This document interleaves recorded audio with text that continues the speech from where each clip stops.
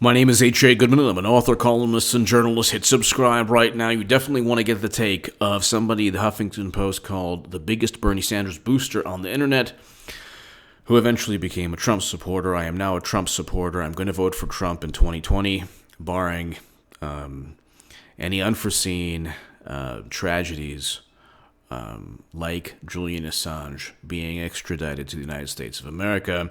I wouldn't be able to get myself to vote for President Trump if that took place.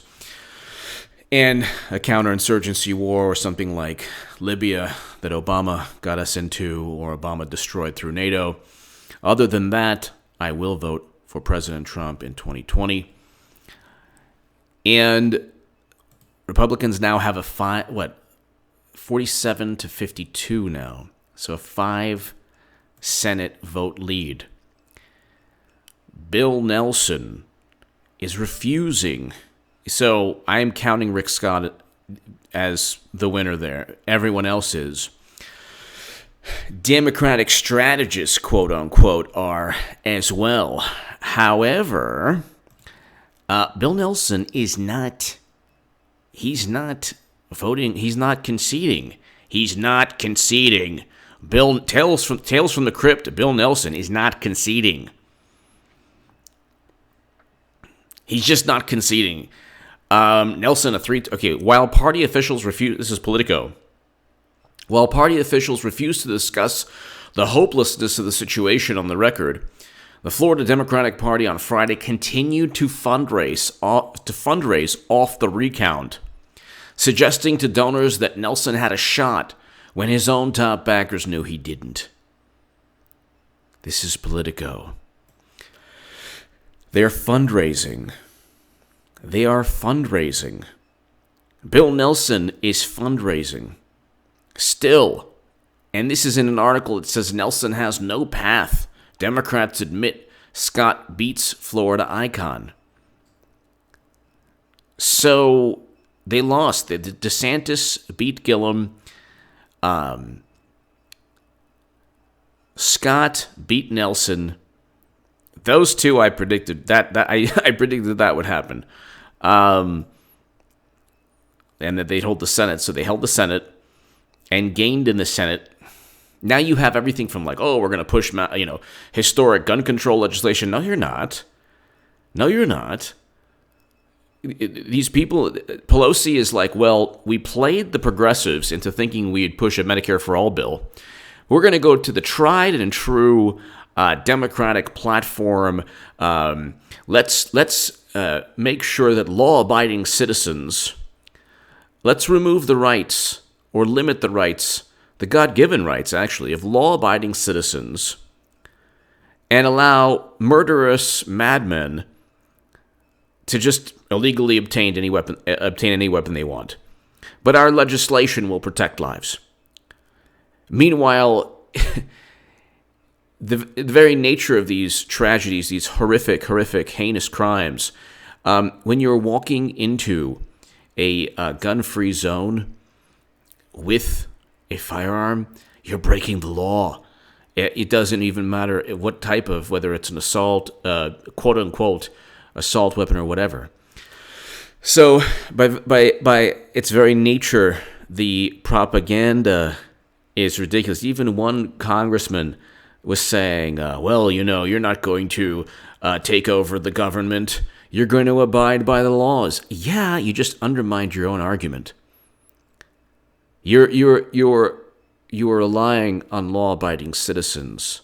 So I'm a big Second Amendment advocate now. I actually have a Second Amendment channel on YouTube.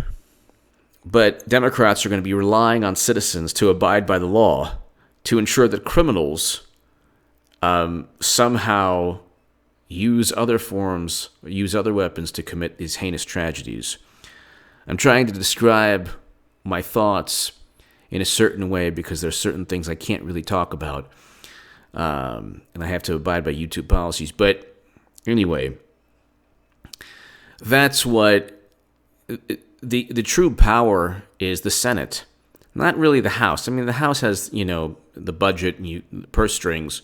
Great, that is important, but You're not going to get anything to the president without the Senate. You're not going to impeach the president without the Senate. And guess who's going to be chairman of the judiciary in the Senate? Lindsey Graham. Try pulling a Kavanaugh on Lindsey Graham. It's not going to happen. Amy Coney Barrett is going to be very likely, the next Supreme Court justice, hopefully. And you're going to have not only a very conservative Supreme Court, but you're going to have a Supreme Court. Right now, it's a Supreme Court that will block any insane legislation from Democrats who always pander to the far left and then just retreat back to their I'm with her crowd platform. Then you have the Senate now. You have a difference of 5. I believe it's 5. Correct me if I'm wrong in the comment section, but I believe it's 5 senators. So it's 47 to 52.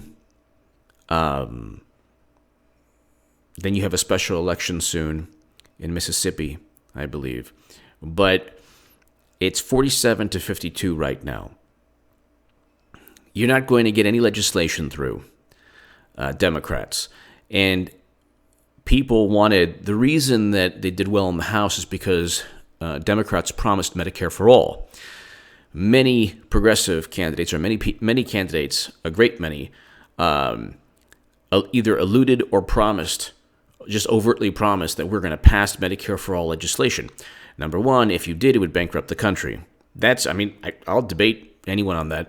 But the Mercatus study and the Urban Institute, the Mercatus study talks about doubling to tripling tax collection, which very likely would mean doubling to tripling tax rates. The economy would stall instantly. It's not feasible. Again, I'm open for discussion, but see, the thing is, they haven't even discussed the tax increase regarding this. The Democrats are stuck between a rock and a hard place. If they were to implement Medicare for all, they would then be open to scrutiny regarding immense tax increases, and they'd lose every election. They'd certainly lose 2020. If they don't implement Medicare for all, if they don't get a bill through the House, then they'll face another mutiny, bigger, more powerful than the one in 2016 that helped cost them the election. In addition to James Comey writing the Comey letter, in addition to Hillary Clinton being the most horrible candidate of all time. In 2015, I said she would lose, and she lost. I said that in endless articles. Anyway, Bill Nelson refuses to concede, and Democrats are actually still fundraising off the recount. He's down 12,000 plus votes. 12,603 votes. Rick Scott has already won. Everybody knows it. This Politico article is saying Nelson has no path. Democrats admit Scott beats Florida icon. In 2020, before 2020, President Trump has to do what he was elected to do. And one of the things he was elected to do is drain the swamp. And he stated time and time again, he's going to indict Hillary Clinton.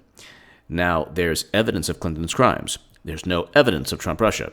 See, evidence of Clinton's crimes. She committed the crimes under the Espionage Act. That's just pick a crime, any crime. She transferred top secret intelligence outside the United States government onto a servers outside the United States government. That is a crime. She knew what she was doing, and Judicial Watch has just forced through a judge's order the other day, Clinton to answer questions under oath regarding the creation of her server. That's huge. To people on the left, oh, well, that's, craziness, so conspiratorial. No. Clinton committed crimes. Trump did not. He didn't work with Russia to hack the DNC to inform everyone that Debbie Wasserman Schultz and Hillary Clinton cheat all the time. We already know that. Ask Tim Canova, ask Bernie Sanders in a weak moment when he's not, way up the rear end of Democrats. Ask President Obama. They tried to cheat Obama in Nevada. I believe it was Nevada. And other states too. They're ruthless. Clinton did. Anyway, give me your thoughts below. Hit subscribe right now.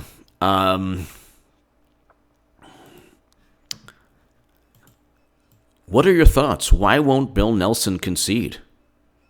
Why won't he concede? This is like insane. This is insane in the membrane. Insane in the brain. This is insane. Why won't he concede? Give me your thoughts. Hit subscribe right this second.